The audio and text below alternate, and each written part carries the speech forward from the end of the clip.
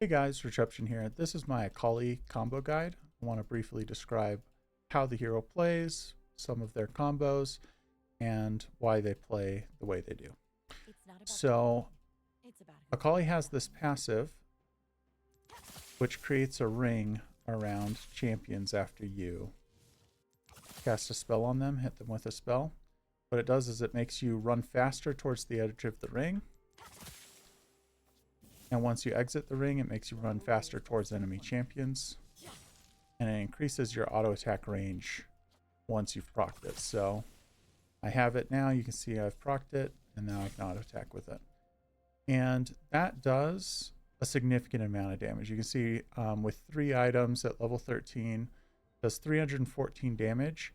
To give you an idea, her Q does about 400 damage. So it is about the same damage as Q, it's just slightly less. So a big part of our kit is to land Qs, back up, and auto attack. So leveling up Q, the reason why you max it, seeing as it doesn't actually do that much damage as you max it, is because the energy cost goes down. So Akali is an energy champion. Her max energy is 200. At the start of the game, she can only Q twice, and she's out of mana. She actually can't Q twice in a row. She can only Q once, then she has to take a quick second break, and then she can Q again. And a really common combo you'll see in the early game, level 1, is you'll see her walk up, Q, back up, auto, and then Q as she exits. And that's all she can do. And she has to wait for 20 seconds to get her mana back, her energy back. So very, very like trade combo based champion. She wants to trade when she has full energy. She doesn't want to be doing things like walking up to minions, spamming them with her Q, and then fight you. She can't do that. She can't fight you right after she's done that. She can generate 100 energy from her W. She can do it while she's at 0 mana. So I've generated it there. Generate your energy back. And you can also do it when you're full mana, and you'll get a 3rd bar there. So either way, her W gives you 100 mana. Now, using her W gives you movement speed. Proccing the passive gives you movement speed. So she's a very movement, flashy champion with a lot of moves to move around the battlefield really quickly. But in general, she's just trying to hit one champion or any champion that's low.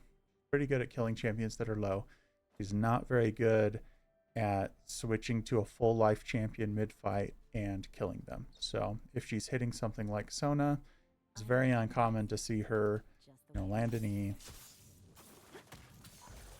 use her R, and then go like this.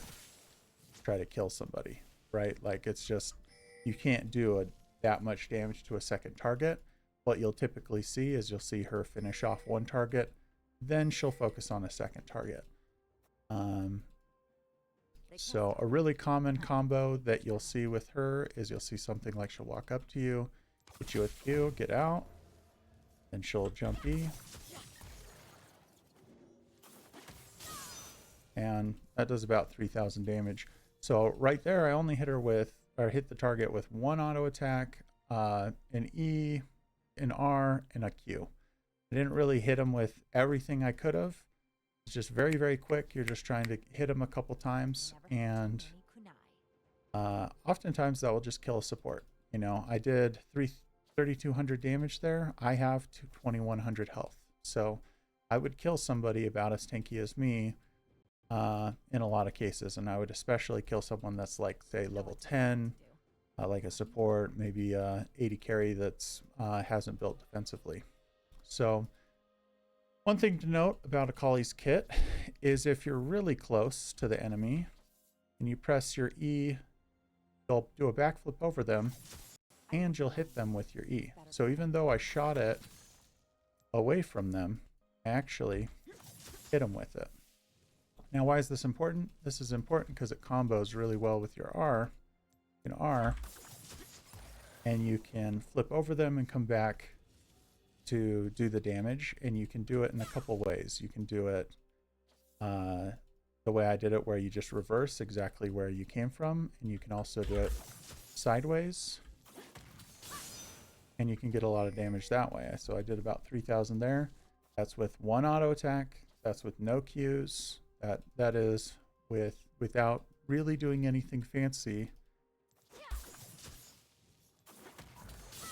You can do 3,200 damage. So very, very strong, right? Like, I'm not landing any like complicated stuff here.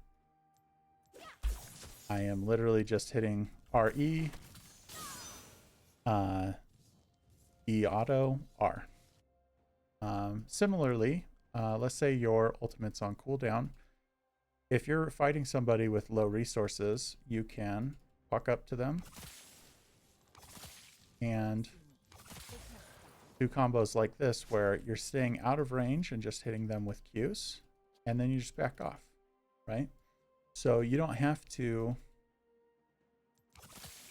really do anything. And if they fight you, then you get autos on them. And if it's really dangerous, then you pop your shroud and you can go all over the place. All right, and you should be really afraid of Akali when she's in her shroud, because she can do combos like this.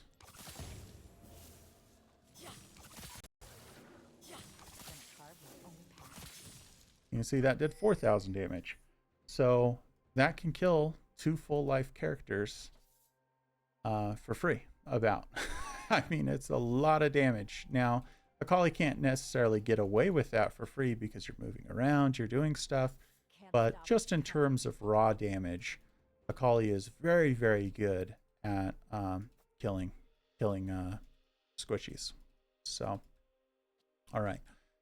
Another mechanic you have to know for Akali is, let's say I hit this RE combo, and I'm planning on going back in. I can flash it. And let's say this is like a Sona, right? So Sona right here might want to just ult me if I use my E to go back in. So if I use my E to go back in, she might ult right there and I die. And there's plenty of characters that will do this, you know. So any character that's kind of got a line skill shot right there that is going to kill you on your way back in or hurt you really bad, you might want to flash it. So you can use flash to get out of it. And then oftentimes what you're going to want to do is you're going to want to have your R up. So you're going to want to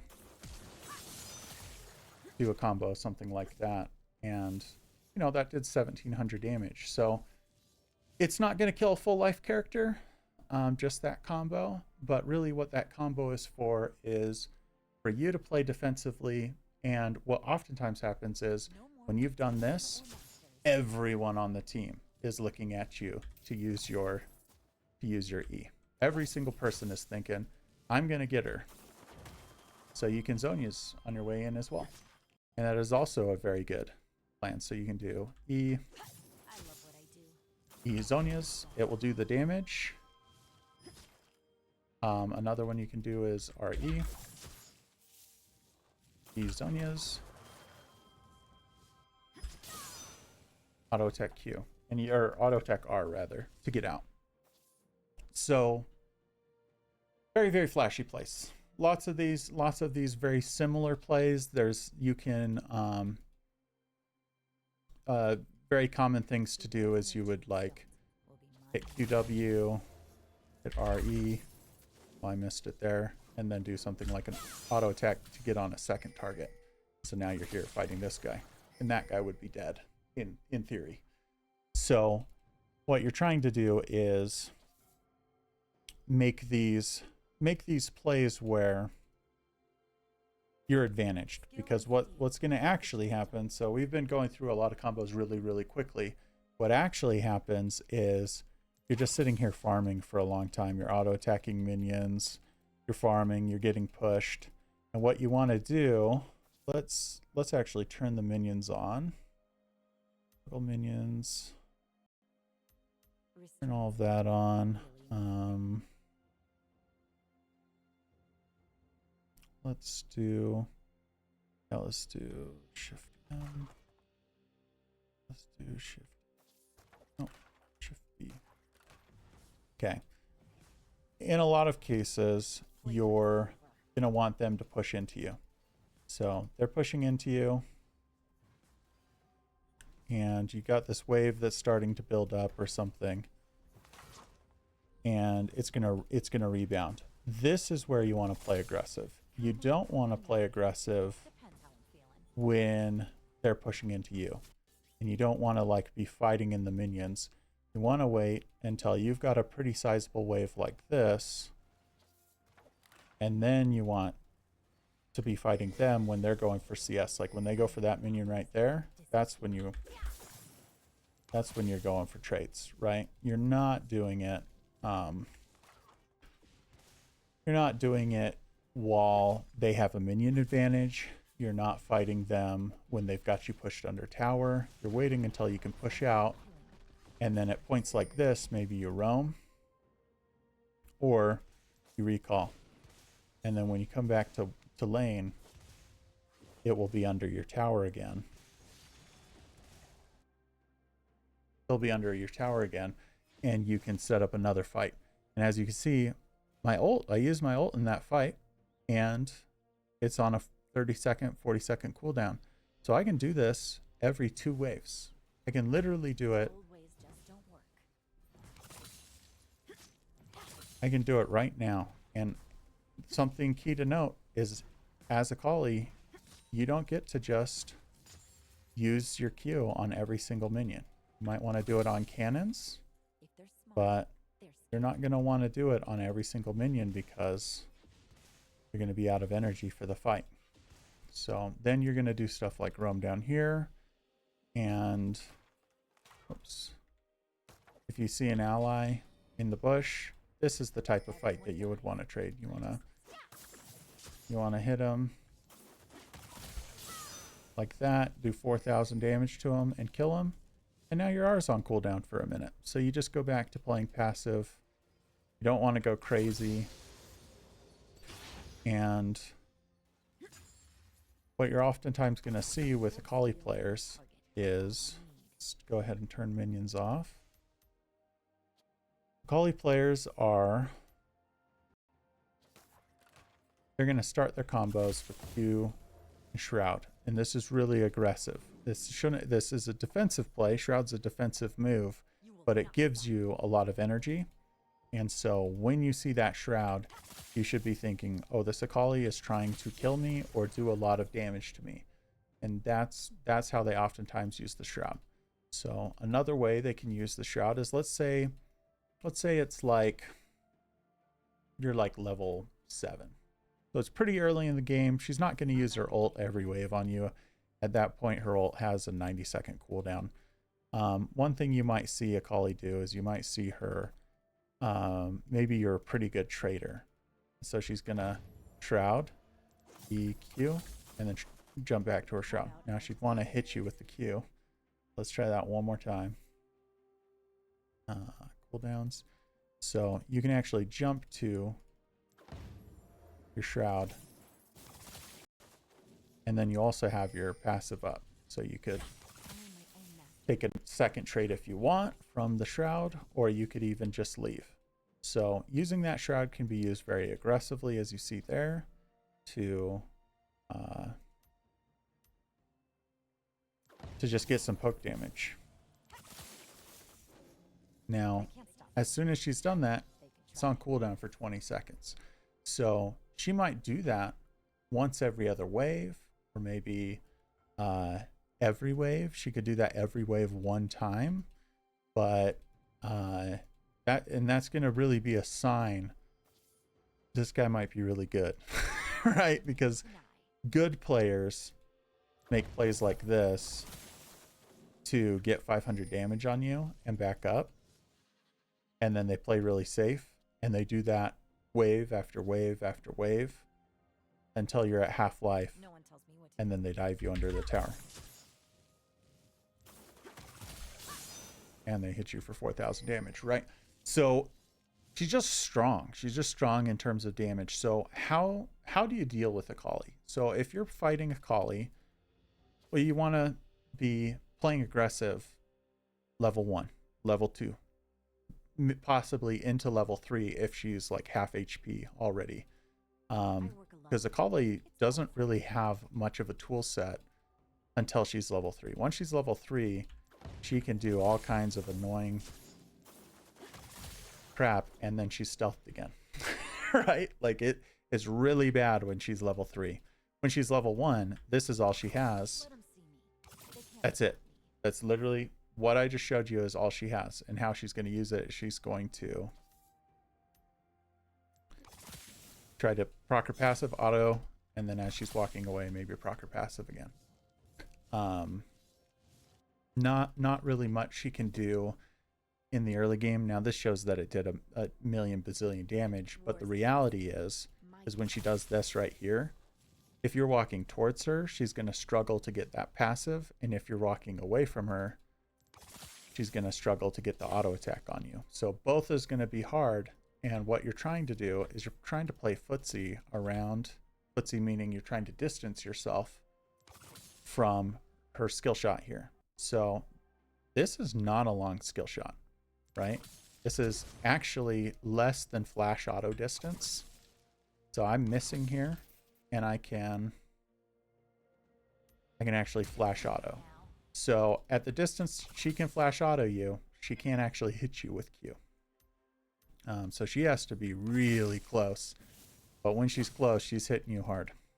So you want to be playing at least this far, or you want to be playing really close. Because if you're really close, she has to go a long ways. It is a long ways to go from here, back, and then back in. So she's trying to go out and in and out and in.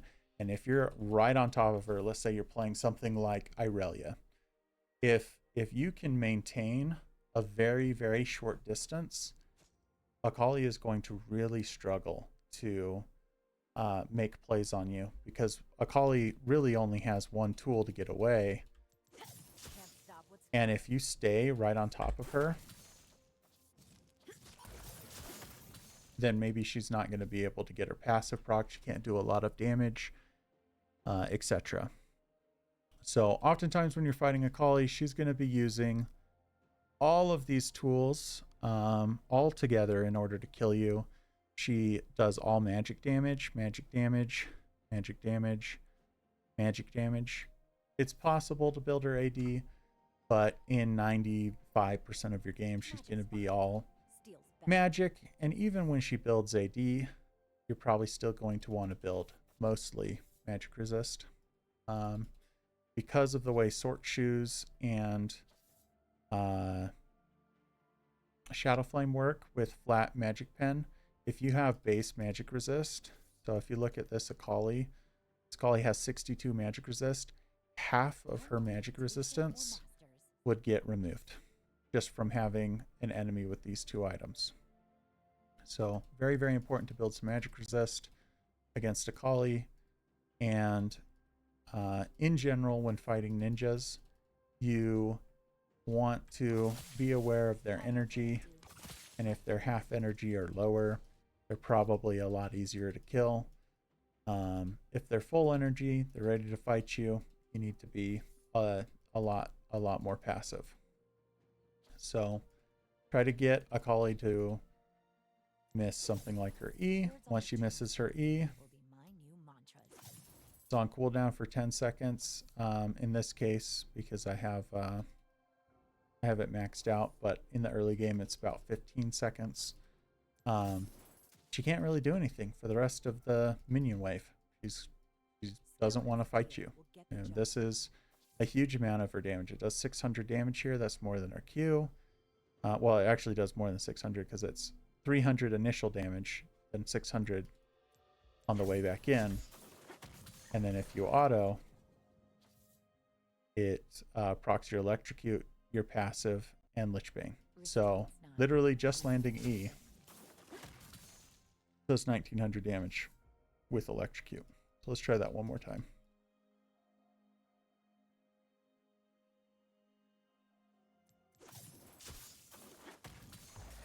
1934. So that's literally just landing your E on someone and kill them or even half-life them. In a real game, they're going to have more magic resist than this target dummy. It's going to be a lot harder to land your E, etc. But yeah, she's just incredibly powerful at killing one person very, very quickly.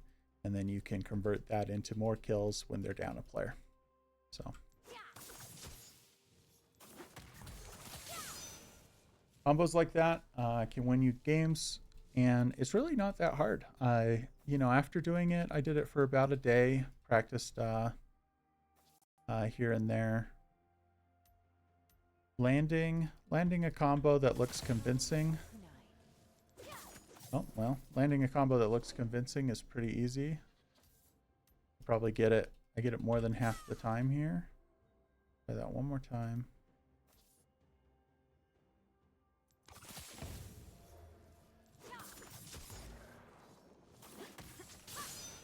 And it just works. Like, it's crazy. It's crazy how much damage it does. I played Akali, like, I think I played it twice in normals. It went okay. I think as a champion, you probably need to play like 10 times, not like twice, to really get the hang of. I think the hard part is, again, with most assassins, it's the lane mechanics of only being aggressive when you're pushing in lane, when you have HP, when you have energy. You don't want to be losing in the early game fights and losing the game because of like your level 1 or your level 2 or your level 3. That kind of thing is very common on Zed, Fizz, Talon, Akali. A lot of those characters lose in the first 5 levels. They're just the game's completely over because of the way they've played. And so urge you guys to try Akali out if you haven't. Definitely a strong character in the meta right now, and I think it's very important to understand every champion in my grind to challengers, so that's why I took some time out of my day to practice it. So thanks for watching. Hope you guys have a wonderful day. Bye-bye.